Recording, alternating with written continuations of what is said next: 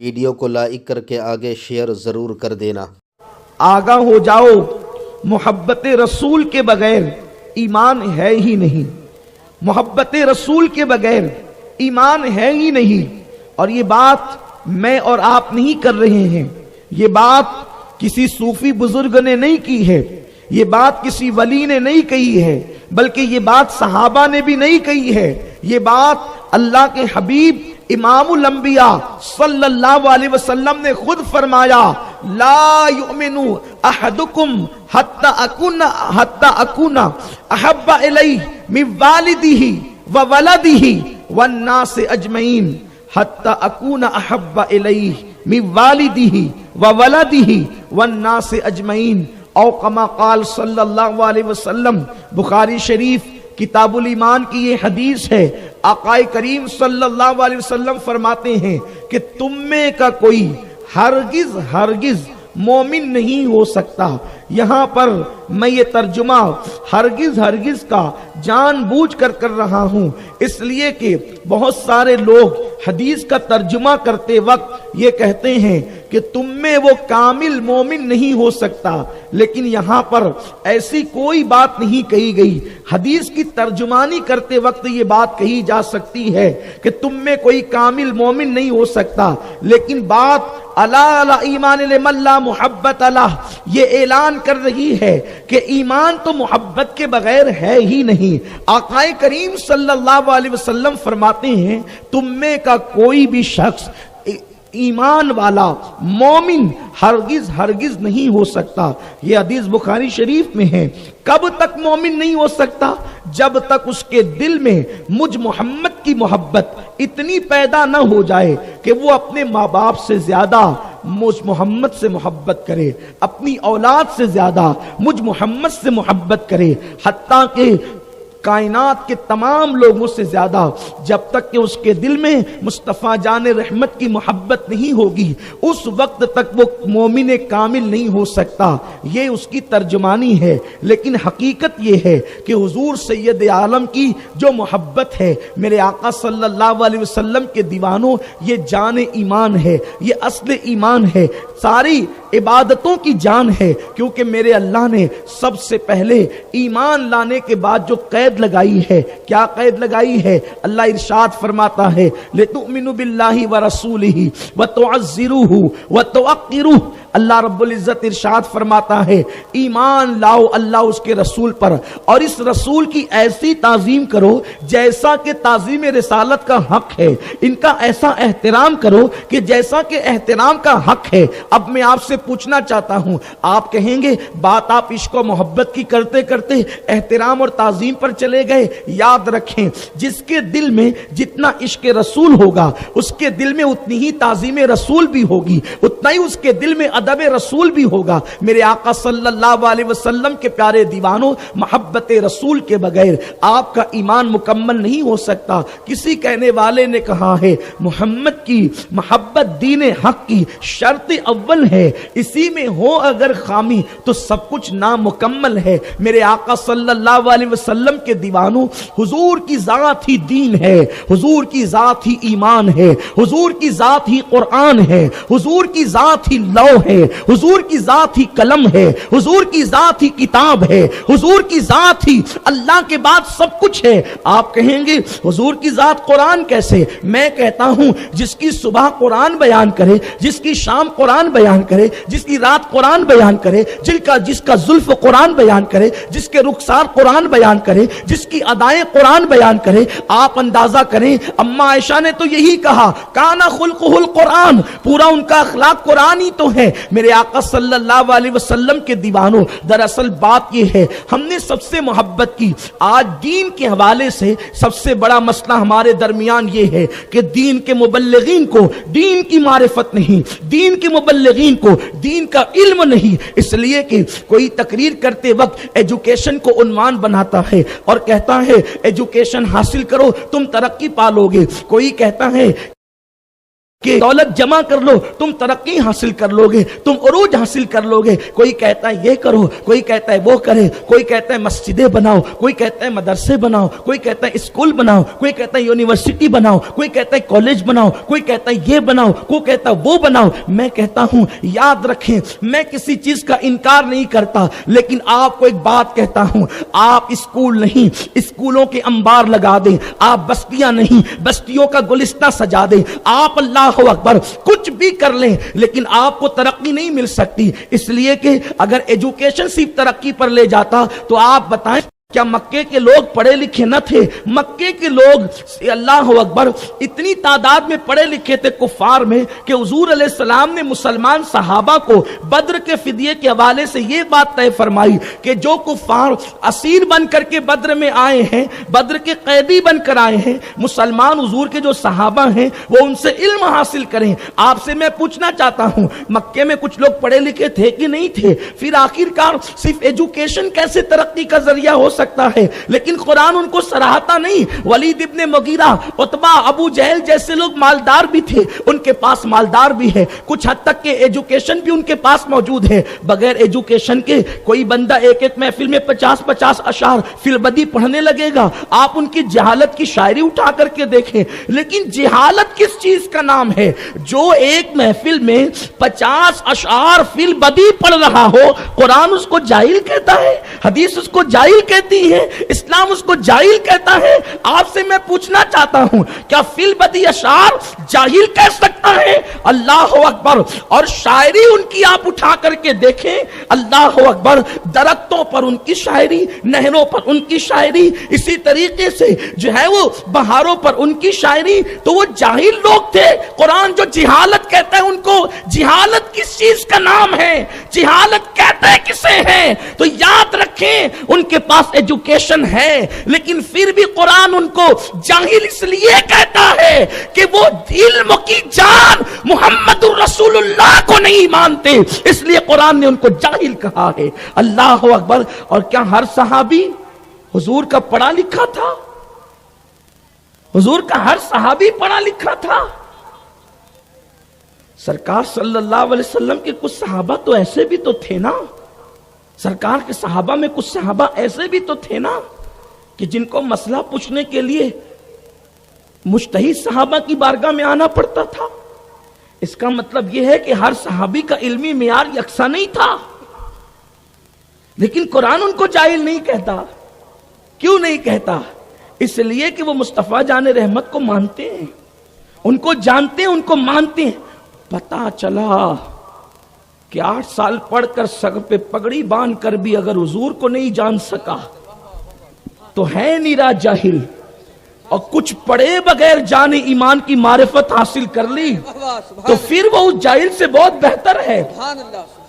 اور ان سے محبت کب کرو گے؟ تو امام فرماتے انہیں جانا. ماننے سے پہلے جاننا ضروری ہے. انہیں جانا، جب جانو گے تو پھر انہیں مانا، اور جب مان لو گے تو پھر نہ رکھا غیر سے کام، اور اس کے نتیجے میں للہ الحمد میں دنیا سے مسلمان گیا. میری بات آپ سمجھنے کی، پہلے نبی کو جانو یہ نبی ہے کون. اس نبی کی معرفت حاصل کرو، تبھی محبت رسول پیدا ہوگی، تبھی عشق رسول پیدا ہوگا. حضور کیا ہیں؟ حضور کی شان کیا ہے؟ حضور کو کبھی آپ نے جانا؟ آپ تو یہی سمجھ رہے ہیں کہ وہ بازار میں گھومتے ہیں، ہماری طرح انسان ہے. وہ کھانے سے پہلے نمک چکھتے ہیں، ہماری طرح انسان ہے. لیکن آئیے میں آپ کے سامنے ایک حدیث پاک کی تشریح پیش کروں تاکہ پتہ چلے حضور ہے کون. پہلے ان کو جانو وہ کون ہے. ان کو جانو گے تو مانو گے نا. عشق رسول یوں ہی تھوڑی دل میں پیدا ہوگا. ہر ایک کا عشق دل میں پیدا تھوڑی ہوتا ہے. عشق پیدا ہونے کے لیے کچھ چیزیں ہوتی ہے، حسن، علم، طاقت، اخلاق، یہ چیزیں ہوتی ہے، تب کہیں جا کر کسی کے لیے عشق پیدا ہوتا ہے. ان سب چیزوں کی تشریح نہیں ہو سکتی. لیکن آؤ اپنے نبی کو جانو. اپنے نبی کیسے ہیں؟ وہ حدیث پاک حضور علیہ السلام اعلان نبوت سے پہلے غار حرا میں बैठा करते थे, अल्लाह की इबादत करते थे। लोग ला तो हुबुल को पूछते थे, हुजूर अल्लाह की इबादत के लिए हिरा में बैठते थे। एक दिन जिब्रील आए। ये जिब्रील कौन है? जिब्रील अलैहिस्सलाम को जानते हो कौन है? ये सारे फरिश्तों का सरदार है। जिब्रील जिसको कहते हैं ये सारे फरिश्तों का सरदार है। और इस जिब्रील की ताकत कितनी है, कुव्वत कितनी है? जिब्रील जब अपना एक पर फैलाता है तो जिब्रील का एक पर मशरिक से लेकर मगरिब तक पूरी दुनिया को ढांप लेता है। इतना बड़ा जिब्रील का एक पर है। और जिब्रील के इस तरह 70,000 पर हैं। जिब्रील की परवास का आलम यह है कि जिब्रील पलक के झपकते सिदरा से जमीन पे आते हैं और जमीन से सिदरा पे जाते हैं। ये जिब्रील की ताकत है। जिब्रील जमीन को अपने पर पे उठा के यूं पलट देते हैं। कौम लूत को पलटा, ये जिब्रील की शान है। कौन जिब्रील? फरिश्ता।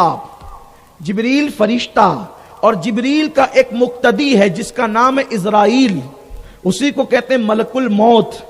वो हर इंसान के घर में आता है और जिसको दिख जाता है फिर दोबारा इंसान किसी को नहीं देखता। इंसान देखने से हमेशा के लिए महरूम हो जाता है। और उस इज़राइल की ताकत इतनी है कि वो एक उंगली रखता है तो इंसान मर जाता है। कौन? इज़राइल। इज़राइल कौन? जिब्रील का मुक्तदी। मुक्तदी की ये ताकत, तो जो मुक्तदा सैयदुल मलाइका हो, उस जिब्रील की ताकत का आलम क्या होगा? अब जिब्रील पहली मर्तबा अपनी असल शक्ल में हिरा की वादी में, हिरा के गार में कदम रखता है और हुजूर अलैहिस्सलाम पर पहली आयत लेकर आता है और कहता है इक़रा, पढ़िए। किससे कह रहा है? जिब्रील मेरे और आपके नबी से, मौल्लिम कायनात से, मौल्लिम इंसानियत से, हुजूर सैयद आलम से, इक़रा पढ़िए। सरकार ने जवाब दिया, ये बुखारी शरीफ की हदीस है, मा अना बिकारी, मैं नहीं पढ़ता। क्या कहा? मा अना बिकारी, मैं नहीं पढ़ता। लोग कहते हैं, हुजूर ने कहा मुझे पढ़ना नहीं आता। खुदा की इज्जत की कसम, इसका ये तर्जमा कभी नहीं हो सकता। मा अना बिकारी, मैं नहीं पढ़ता। फिर जिब्रील ने दूसरी बार कहा इक़रा, पढ़िए। आपने फरमाया मा अना बिकारी, मैं नहीं पढ़ता। फिर जिब्रील ने तीसरी बार कहा इक़रा, पढ़िए। आका ने फरमाया मा अना बिकारी, मैं नहीं पढ़ता।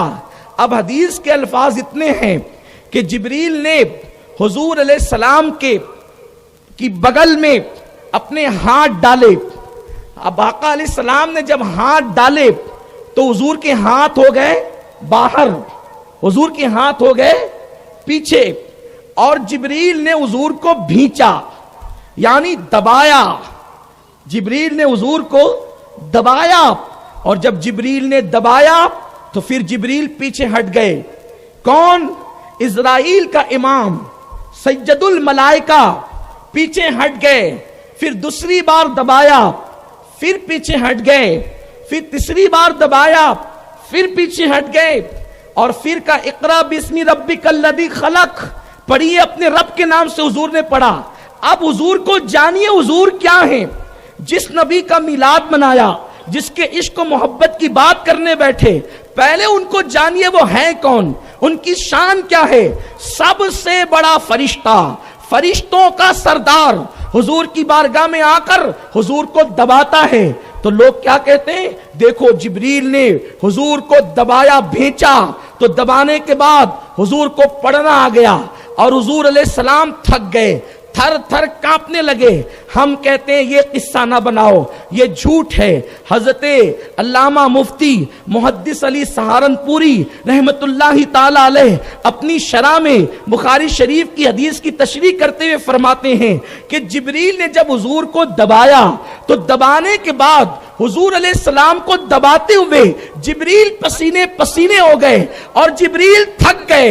हुजूर को दबाने के बाद वो दबा नहीं सके। अच्छा, हुजूर अलैहिस्सलाम को के बगल में उन्होंने हाथ डाली थी। अगर हुजूर के हाथों समेत दबाते तो हाथों की ताकत से दबाने वाला पहले ही जो है वो माजूर हो जाता है। लेकिन जिब्रील जानते हैं ये औरे में और हूं, इसलिए हाथ बाहर करके किसी को दबाना आसान होता है। अब अगर कोई ये कहता है कि हुजूर को दबाया तो हुजूर थक गए, ارے جو پہلے دبانے میں تھک گیا تو پھر دوسری بار دبانے کی نوبت کیوں آئی؟ اور دوسری میں تھک گیا تو تیسری بار دبانے کی نوبت کیوں آئی؟ پہلی بار جبریل دبا کر خود تھکے ہیں تو جتنا دبانا چاہتے تھے اتنا دبا نہ سکے، اس لیے جبریل کو پیچھے ہٹنا پڑا، پھر دوسری بار کوشش کی، پھر پیچھے ہٹنا پڑا، تیسری بار کوشش کی، پھر جبریل پیچھے ہٹے۔ پتا چلا جہاں جبریل کی ہمت جواب دیتی ہے وہ مصطفیٰ جان رحمت کی طاقت ہے۔ سبحان اللہ سبحان اللہ سبحان اللہ، نعرہ تکبیر، نعرہ رسالت، نعرہ رسالت، عظمت مصطفیٰ، سبحان اللہ سبحان اللہ۔ ایسا اپنا نبی ہے تو بات کیا ہوتی ہے؟ جب آدمی عاجز آ جاتا ہے نا، جب آدمی عاجز ہے، میں کہتا ہوں حافظ صاحب اٹھو یہاں سے، یہاں بیٹھو، بولے نہیں میں نہیں بیٹھتا۔ حافظ صاحب یہاں سے اٹھو یہاں بیٹھو، نہیں میں نہیں آتا۔ اللہ کا واسطہ حافظ صاحب ادھر آ جاؤ، یہ کیا ہے نا اللہ کا واسطہ، یہ عاجزی ہے، میرے کہنے پہ نہیں آتا، اللہ کا واسطہ دے رہا ہوں، اب تو آ جا قربان۔ اب اس آیت کی یوں اس کی عکاسی ہو رہی ہے، اقرا پڑھیے، میں نہیں پڑھتا، اور جبریل تو غلام ہے، تیرے کہنے پہ تھوڑی پڑھوں گا، حضور پڑھیے، میں نہیں پڑھتا، پھر اقرا بسم ربک الذی، حضور میرے کہنے پر نہیں، اپنے اللہ کے نام سے تو پڑھیے۔ یہ اپنے نبی کی شان ہے۔ دیکھا جس کی طاقت کے سامنے جبریل کی طاقت جواب دے، وہ میرے اور آپ کے نبی کی طاقت ہے۔ اور حسن ایسا کہ یہ جبریل خود ایک دن آ کے ٹکٹکی باندھ کر حضور کو دیکھ رہے ہیں۔ سرکار نے کہا جبریل کیا دیکھتا ہے؟ عرض کی حضور میں نے مشرق دیکھا، مغرب دیکھا، شمال دیکھا، جنوب دیکھا، آپ جیسا میں نے کسی کو نہیں دیکھا۔ میں نے آپ جیسا کسی کو نہیں دیکھا۔ میں کہتا ہوں جبریل کو یہ کہنا چاہیے تھا کہ میں نے مشرق و مغرب، شمال و جنوب دیکھا، آپ بھی عام بشر ہیں، آپ اور بھی آپ کی طرح لوگ ہیں، جیسا کہ آج کل لوگ کہتے ہیں نبی ہماری طرح ہیں، اور جبریل کو نہیں دکھا کہ کچھ حضور کی طرح بھی ہیں؟ تیری آنکھیں زیادہ دیکھتی ہے کہ حضور جبریل کی آنکھیں زیادہ دیکھتی ہیں؟ یہ تو مسلک جبریل کے خلاف ہے، یہ مسلک جبریل کے خلاف ہے۔ حضور ہماری طرح ہیں۔ جبریل کہتا ہے حضور میں نے پوری کائنات دیکھی، اور یہ دیکھی نہیں صرف کا، بلکہ میں نے کائنات کے الٹ پلٹ کر دیکھا، کائنات کو الٹ پلٹ کر دیکھا، آپ جیسا مجھے کوئی نظر نہیں آیا۔ کس دور میں کہہ رہے ہیں جبریل؟ جب ابو بکر جیسا موجود ہے، عمر ابن خطاب جیسا موجود ہے، عثمان غنی جیسا موجود ہے، مولا علی جیسا موجود ہے۔ یعنی ابو بکر صدیق کے بارے میں جبریل کا عقیدہ یہ ہے، وہ صدیق صحابہ کا امام ہو سکتا ہے لیکن وہ نبیوں کے امام کے برابر نہیں۔ جب صحابہ کا امام نبیوں کے امام کے برابر نہیں ہو سکتا تو اللہ اکبر، مسجد کا امام نبیوں کے امام کے برابر کیسے ہو سکتا ہے؟ ہم اپنی لوگوں کو، ہماری قوم کو یہی سمجھا رہے ہیں حضور کو جانو، حضور ہیں کیا چیز، حضور کو مانو، حضور ہے کیا چیز، اس لیے کہ ابھی تک تو آپ کو پتا نہیں ہے کہ جس نبی کا کلمہ پڑھتے اس نبی کی شان کیا ہے۔ میرے آقا صلی اللہ علیہ وسلم کے دیوانوں، تو جبریل کہتے حضور میں نے آپ کی طرح کسی کو نہیں دیکھا، اور یہ بات حسان بھی کہتے ہیں وَأَحْسَنُ مِنْكَ لَمْ تَرَ قَطُّ عَيْنِي وَأَجْمَلُ مِنْكَ لَمْ تَلِدِ النِّسَاءُ خُلِقْتَ مُبَرَّأً مِنْ كُلِّ عَيْبٍ كَأَنَّكَ قَدْ خُلِقْتَ كَمَا تَشَاءُ۔ یا رسول اللہ آپ جیسا میں نے کسی کو نہیں دیکھا۔ صحابہ کہتے ہیں آپ جیسے میں نے کسی کو نہیں دیکھا۔ حضور خود بخاری شریف کی حدیث فرماتے ہیں ایکم مثلی، تم میں کون میری طرح ہے؟ صحابہ کرام کو نہیں پتا تھا حضور ہماری طرح ہے۔ قل انما انا بشر مثلکم، صحابہ نے نہیں پڑھا تھا یہ آیت، تو صحابہ کرام سے حضور نے کہا جن لوگوں کے سامنے یہ آیت نازل ہوئی تھی ان سے حضور کہہ رہے ہیں ایکم مثلی، تم میں کون میری طرح ہے؟ لیکن صحابہ کرام کا عقیدہ یہ تھا حضور آپ کی طرح کون ہو سکتا ہے؟ لم یاتی نظیرک فی نظر مثلے تو نہ شد پیدا جانا، جگراج کو تاج تورے سر سوہے ہے تجھ کو شہے دو سرا جانا، وہ کمال حسن حضور ہے کہ گمان نقص جہاں نہیں، یہی بھول दिल खार से दूर है, यही शम्मा है कि धुआं नहीं, करूं तेरे नाम पे जान फिदा, न बस एक जा दो जहां फिदा, दो जहां से भी नहीं जी भरा, करूं क्या करोड़ों जहां नहीं। मेरे आका की शान क्या है, बस एक हदीस पाक पढ़कर अपनी गुफ्तगू को अस्ल उन्वान की तरफ लाऊं। जिस रसूल की मोहब्बत की बात कर रहे हैं, जब तक रसूल पाक का तारुफ ही आपको मालूम नहीं होगा, उस रसूल की मोहब्बत आपके दिल में कैसे पैदा होगी। बद्र का माहौल है, बद्र की जंग खत्म हो गई है, जंग बद्र का इख्तिताम हो गया है, और मेरे सरकार सहाबा को नमाज पढ़ा रहे हैं। आकाए करीम सहाबा को नमाज पढ़ाते पढ़ाते हुजूर अलैहिस्सलाम हंसने लगे। आप तवज्जो फरमाएं, गौर करें, अगर मस्जिद का इमाम नमाज पढ़ाते पढ़ाते हंसे तो आप कहेंगे भाई ये क्या हो गया, मस्जिद का इमाम नमाज में हंस रहा है। और उसके बाद लेकिन बात इतनी है, जो शरीफ मुक्तदी होंगे ना, उनको पता भी नहीं होगा कि मस्जिद का इमाम हंस रहा है कि रो रहा है, इसलिए कि वो तो नजरें नीची करके नमाज पढ़ेंगे, और यही नमाज पढ़ने का तरीका भी है। लेकिन अल्लाह अकबर, उन शरीफों की बात करूं जिनके कदमों से शराफत वाबस्ता होकर मेराज पाती है, उस सफ के अंदर अबू बकर है, उमर है, अली मुर्तजा है। अल्लाह अकबर, मेरे आकाए करीम के सहाबा हैं, और सरकार अलैहिस्सलाम नमाज की हालत में मुस्कुराए। आकाए करीम मुस्कुराए, मैदान में नमाज हो रही है, हुजूर मुस्कुराए। नमाज के बाद सहाबा ने पूछा, या रसूल अल्लाह, आप क्यों नमाज में मुस्कुरा रहे थे? इसका मतलब ये है, ये बात तफसीर मजरी में काजी सनाउल्लाह पानीपती रहमतुल्लाह अलैह ने लिखा है। क्या लिखा है? सहाबा ने पूछा, हुजूर आप नमाज में क्यों मुस्कुरा रहे थे? हुजूर को पूछना चाहिए था कि तुम नमाज में नमाज पढ़ रहे थे कि मेरा मुंह देख रहे थे। आप गौर फरमाएं, नमाज पढ़ना चाहिए कि इमाम का मुंह तकना चाहिए? इससे पता चला साहिबो, हुजूर अलैहिस्सलाम के सहाबा ऐसे थे, वो इबादत अल्लाह की करते थे, चेहरा इबादत मुस्तफा का तकते थे, सरकार का रुख बद्दुआ तकते थे, उनको इश्क था हुजूर से। अल्लाह की नमाज भी हुजूर को देखते थे। और इमाम बन के हुजूर आगे खड़े, बताइए ना, अगर इमाम आगे खड़ा हो तो यूं ही नजर पड़ जाएगी ऐसे ही? जब तक कि यूं झांक ताक ना हो तो बताओ चेहरा दिख सकता है? और वो भी हंसना मुस्कुराना। सहाबा किराम हुजूर क्यों मुस्कुराए? सरकार ने ये नहीं पूछा कि तुम मुझे देख रहे थे कि नमाज पढ़े थे। उनको मालूम है कि नमाज की मेराज है, हुजूर का ख्याल नमाज में आ जाए तो नमाज की मेराज है। इमामुल अंबिया का चेहरा नमाज में दिखे तो नमाज की मेराज है। आका ने फरमाया कि मुस्कुराने की वजह यह है कि फरिश्तों का सरदार जिब्रील 4000 फरिश्तों को या 7000 फरिश्तों को लेकर आप लोगों की मदद के लिए आया, और जब हम जंग जीत गए, काम मुकम्मल हो गया, तो जिब्रील गया। और जिब्रील जब गया तो उसने आसमान के दरवाजे पे दस्तक दी, दरवाजा खोलो। आसमान के दरवाजे पे दस्तक दी। ये जिब्रील कहां जा रहे हैं? अपने घर जा रहे हैं। आप मुझे बताएं, अपने घर जाने के लिए किसी को इजाजत की जरूरत होती है? आप जलसे में आए, आप जलसे में आए, घर वालों से इजाजत लेकर आए होंगे, लेकिन जब आप जलसे से वापस जाएंगे तो आपको इजाजत होगी, हाफिज गुफरान साहब अच्छा मैं जाऊं? नहीं कहेंगे तो क्या आप यहां रोड पे बैठे रहेंगे? अरे अपने घर से आए हैं, घर जाने के लिए किसी को इजाजत की जरूरत नहीं होती। और ये साहिब मजरी लिख रहे हैं कि आकाए करीम अलैहिस्सलाम फरमाते, मैं नमाज पढ़ रहा था और नमाज में मैंने देखा कि जिब्रील दरवाजे पर, आसमान के दरवाजे पर दस्तक दे रहा है। दरवाजा ने फरमाया नहीं खोलना। अल्लाह ने फरमाया नहीं खोलना। क्यों नहीं खोलना? इसलिए अल्लाह ने फरमाया जिब्रील मैंने तुझे भेजा था महबूब की मदद के लिए, तो जो तू वापस आया है तो क्या मेरे महबूब से इजाजत लेके वापस आया है? मेरे हबीब से इजाजत लेके वापस आया है? जिब्रील ने कहा नहीं अल्लाह, मैं तेरे हबीब से इजाजत के बगैर आ गया। तो अल्लाह तो मालिक को मुख्तार है।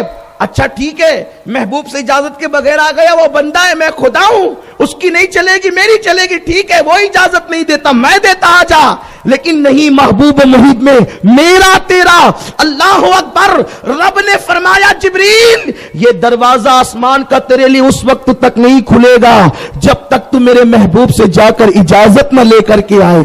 अब आप गौर फरमाएं, सैयदुल मलाइका को जमीन पर आने के बाद जाने के लिए हुजूर की इजाजत जरूरी है, वो इमामुल अंबिया है। आका कहते हैं मैंने ये मंजर देखा तो मैं मुस्कुरा दिया। कहां आसमान कहां जमीन। जिब्रील आसमान का दरवाजा खटखटाता है तो हुजूर को नजर आता है। आप बताएं, जब जमीन पे रह के आसमान का मंजर देखते हैं तो मदीने मुनव्वरा में रहकर मालेगांव का मंजर नहीं देख सकते। आकाए करीम हमें और तुम्हें नहीं देख सकते। हुजूर फरमाते इसलिए मुस्कुराया कि जिब्रील वापस आया। का हुजूर, हुजूर اجازت ہے. جب میں نے اجازت دی تب جبریل واپس گیا. قربان جائیں یہ جبریل ہے فرشتوں کا سردار, یہ اپنے نبی کا مرتبہ ہے. لیکن اس شان والے نبی کو آپ نے کہاں رکھا؟ ہوٹلوں کی کرسیوں پر اس نبی کے لیے تم بحث کرتے, مسجدوں کی چٹائیوں پہ بیٹھ کر نماز پڑھنے کی بجائے بحث کرتے ہو. نبی کیا تھے؟ ارے کیا تھے؟ جبریل سے پوچھ. نبی کیا تھے؟ صدیق سے پوچھ. نبی کیا تھے؟ اللہ سے پوچھ. رب تبارک و تعالیٰ سے پوچھ وہ کیا تھے. اللہ تجھے بتائے گا کیا تھے. اللہ فرماتا انا ارسلناک شاہدا ومبشرا ونذیرا, اے محبوب اے نبی ہم نے آپ کو حاضر و ناظر بنا کے بھیجا, خوشخبری بنا دینے والا بنا کے بھیجا, ڈر سنانے والا بنا کے بھیجا. اللہ تیرا محبوب اور کیا کہا؟ طٰہٰ. اللہ اس کا ترجمہ کیا کہا؟ تجھے پتہ ہی نہیں چلے گا قیامت تک کہ میرا محبوب ہے کہ خدا کی قسم جس کے القاب کا ترجمہ نہیں ہو سکتا اس کے القاب کی ترجمانی, اس کی ذات کی ترجمانی کیسے ہو سکتی ہے؟ یہ اپنے نبی کی شان ہے, اپنے آقا کا مقام ہے. میرے پیارے آقا صلی اللہ علیہ وسلم کے پیارے دیوانوں, لیکن تم نے اپنے نبی کو جیسے تھے نہ ویسا جانا نہ ویسا مانا, اور جب ویسا جانا نہیں مانا نہیں تو پھر ویسی محبت دلوں میں کیسے پیدا ہوگی؟ اور جب نبی پاک کی محبت دلوں میں ایسی پیدا نہیں ہوگی تو پھر تم مومن کیسے ہوں گے؟ اور جب تک تم مومن نہیں بنو گے اس وقت تک تم کامیاب کیسے ہو سکو گے؟ ڈاکٹر اقبال کہتے ہیں بجھی آگ عشق کی اندھیر ہے, مسلمان نہیں راکھ کا ڈھیر ہے. مسلمانوں جب تک دل میں عشق رسول کی آگ جلتی رہے گی اس وقت تک تم مومن رہو گے. جس دن عشق کی چنگاری دلوں سے بجھ گئی اس دن تم راکھ کا ڈھیر ہو جاؤ گے. اور آج 250 کروڑ مسلمان پوری دنیا کے اندر موجود ہے لیکن راکھ کا ڈھیر ہو چکے ہیں. شام اجڑ گیا, حلب کے لیے ٹی وی چینل چیخ رہے ہیں, حلب کے لیے اخبارات ماتم کر رہے ہیں. 5 لاکھ آبادی کا صنعتی مرکز ملک شام کا آج سے 5 سال پہلے 2011 سے پہلے جس ملک شام حلب کا حال یہ تھا کہ بمبئی کی رونق سے بڑھ کر اس شہر میں رونق تھی. میں نے خود اس شہر میں 3 دن گزارے ہیں. 2005 میں 3 دن اس شہر میں رہا ہوں. ملک شام کا وہ شہر حلب جہاں جس کے قریب حضرت سیدنا خالد ابن ولید کا مزار ہے. وہ ملک شام کا شہر کھنڈرات میں تبدیل ہو گیا. ملک شام خود کھنڈرات میں تبدیل ہو گیا. یمن کھنڈرات میں تبدیل ہو رہا ہے. بیت المقدس کھنڈرات میں تبدیل ہو رہا ہے. سعودی پر اٹیک ہو رہے ہیں. اللہ اکبر, عراق لٹ گیا, لٹ رہا ہے. یہ کیا ہے؟ مسلمانوں دلوں سے عشق مصطفیٰ نکل گیا, عشق مصطفیٰ دلوں سے دور ہوتا چلا گیا. اس لیے اسلام دشمن طاقتوں نے اچھی طرح سمجھا جب تک مسلمانوں کے دلوں میں محبت رسول رہے گی یہ قوم کو کبھی ہم شکست نہیں دے سکتے.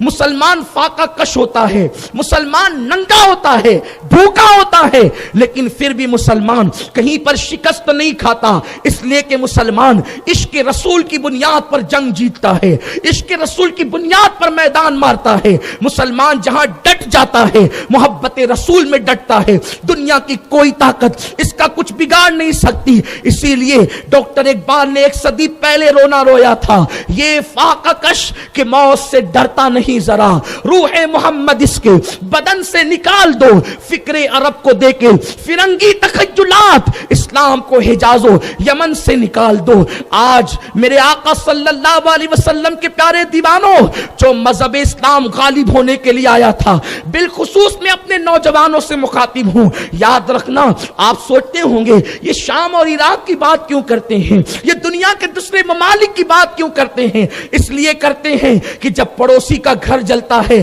تو یہ نشانی ہے کہ غریب تمہارے گھر میں بھی آگ لگے گی. اگر پڑوسی کی آگ تم نے نہیں بجھائی تو تمہارے گھر میں بھی ضرور آگ لگے گی. مسلمانوں یہ شام ہمارے کون ہیں؟ یہ ہمارے مسلمان بھائی ہے. شامی عراقی ہمارے مسلمان بھائی ہے, برما میں رہنے والے مسلمان بھائی ہیں.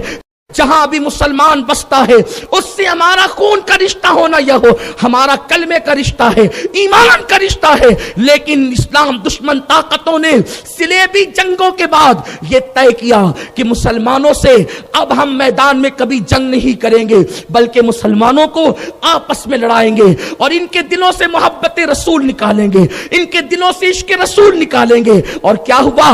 وہ مسلمان جو کبھی حضور علیہ السلام کی مدحت کرتا تھا، وہ مسلمان جو کبھی حضور کی دیوانگی کے اندر سب کچھ لٹا دیتا تھا، آج وہ مسلمان عقل کے ترازو پر اپنے نبی کو تولنے کی کوشش کر رہا ہے۔ عقل عیار ہے، 100 بیس بنا لیتی ہے۔ عشق بیچارہ، عشق بیچارہ، نہ ملا نہ حکیم۔ اللہ اکبر۔ اس لیے عشق کو عشق کے ترازو میں رکھیے۔ عشق اور عقل کیا ہے؟ بے خطر کود پڑا آتش نمرود میں عشق، عقل ہے محو تماشائے لبے بام ابھی۔ جب تک کہ امت میں عشق مصطفیٰ کا سور نہیں پھونکا جائے گا اس وقت تک یہ قوم راک کا ڈھیر رہے گی۔ جیسے مردے میں جان نہیں ہوتی، مردہ کچھ کر نہیں سکتا، اسی طریقے سے تم کچھ نہیں کر سکو گے۔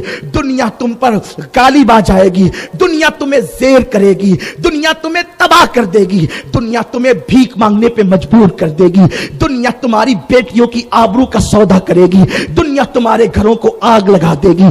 دنیا کے اندر تم اللہ اکبر فقیر اور بھکاری بن کر کے گھومو گے، اس لیے کہ عشق مصطفیٰ ایمان کی جان ہے۔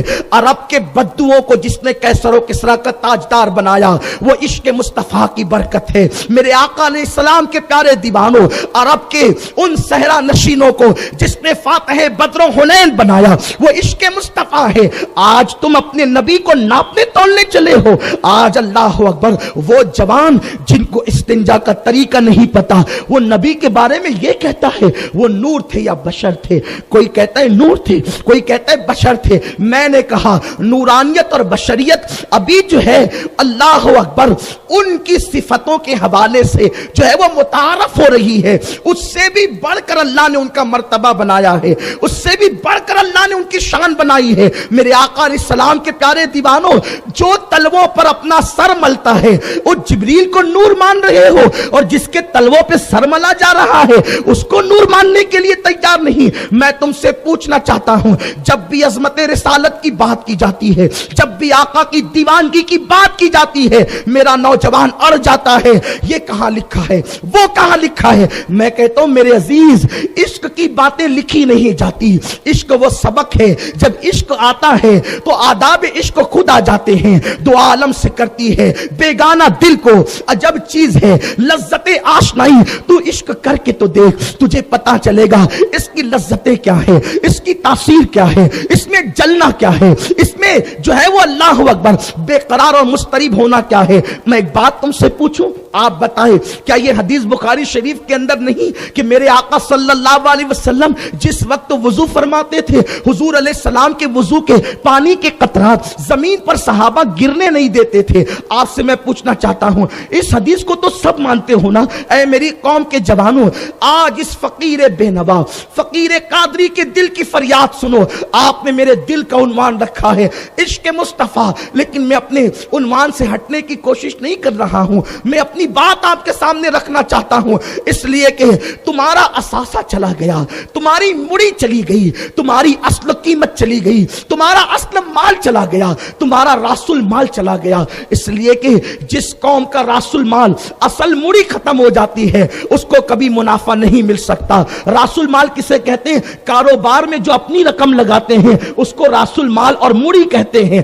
اگر وہ گھٹنا شروع ہو جائے تو پھر انسان کبھی نقصان سے بچ نہیں سکتا۔ مسلمانوں، جسے عشق مصطفیٰ کہتے ہیں وہ راس المال ہے، وہ مڑی ہے ایمان کی، وہ جان ایمان ہے۔ اللہ اکبر، تمہارے دلوں کے اندر سے عشق مصطفیٰ یہود و نصارہ نے نکالنے کی کوشش کی۔ میری قوم کے جوانوں، یہاں سے لے کے وہاں تک عشق مصطفیٰ کے نام پر سردی میں کھڑے رہنے والوں، بیٹھنے والوں، میری بات سمجھنے کی کوشش کرو۔ آپ بتائیں، اگر میلاد النبی کی بات آ جائے ہر آدمی کہنے لگتا ہے یہ کہاں لکھا ہے، لکھا بتا رہے ہیں پھر بھی کہاں لکھا ہے؟ حضور کی حیاتی کی بات ہے، حضور زندہ ہے، کہاں لکھا ہے؟ یہ کہاں لکھا ہے؟ انگوٹھے چومنا کہاں لکھا ہے؟ حضور حاضر ہے کہاں لکھا ہے؟ حضور دیکھ رہے کہاں لکھا ہے؟ حضور موجود ہے کہاں لکھا ہے؟ حضور کی شان یہ کہاں لکھا ہے؟ آپ کو سب جگہ لکھا بتائیں گے، لیکن میرا ایک سوال آپ سے ہے، آپ میرے پاس آ کر کے بیٹھے، ہمارے علماء کے پاس آ کر بیٹھے، اللہ کی عزت کی قسم،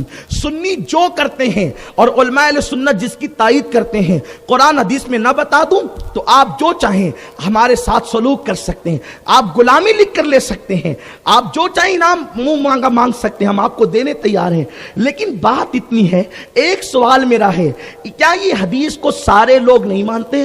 امت کے 73 فرقے کے لوگ نہیں مانتے کہ حضور صلی اللہ علیہ وسلم جب وضو فرماتے تھے تو صحابہ آپ کے ارد گرد جمع ہو جاتے تھے اور حضور کے وضو کے پانی کے قطرات کو صحابہ زمین پہ گرنے نہیں دیتے تھے، کوئی چہرے پہ ملتا، کوئی سینے پہ ملتا، بلکہ کبھی کبھی حالت یہ ہوتی کہ جس کو پانی نہیں ملتا، جس کا ہاتھ پانی سے تر ہو جاتا، دوسرا صحابی اس ہاتھ سے ہاتھ ٹچ کر کے برکت لیتا اور اپنے چہرے اور اپنے سینے پہ ملتا۔ آپ سے صرف اتنا پوچھنا چاہتا ہوں، میرا 72 فرقوں کے قائدین کو، اسکالروں کو، سب کو یہ سوال ہے، آپ مجھے بتائیں صدیق اکبر کو حضور نے کب کہا تھا؟ عمر ابن خطاب کو کب کہا تھا؟ عثمان و علی کو کب کہا تھا؟ سعد و سعید کو کب کہا تھا؟ طلحہ و زبیر کو کب کہا تھا کہ جب میں وضو کیا کروں تو میرے وضو کے پانی کے قطرات زمین پہ گرنے نہیں دینا، بلکہ اس کو اٹھا کر کے جو ہے وہ اپنے چہرے پہ مل لینا، اپنے سینے پہ مل لینا، اپنے بدن پہ مل لینا، اور اس کے لیے جو ہے وہ ایک دوسرے کے ہاتھوں سے ہاتھ ٹچ کرنا نہ قرآن میں ہے نہ حدیث میں ہے۔ پھر صحابہ یہ کرتے کیوں تھے؟ اس لیے کہ صحابہ کو حضور نے یہ نہیں کہا تھا، عشق کی باتوں میں حکم نہیں دیا جاتا، جہاں حکم دیا جاتا ہے وہ چیز قانون بن جاتی ہے، اور عشق قانون سے بلند ہوا کرتا ہے، عشق قانون سے بلند ہوا کرتا ہے۔ اب میں بہت اہم نقطے کی طرف آ رہا ہوں، توجہ فرمائیں، اگر بات سمجھ سکتے ہیں تو سمجھے۔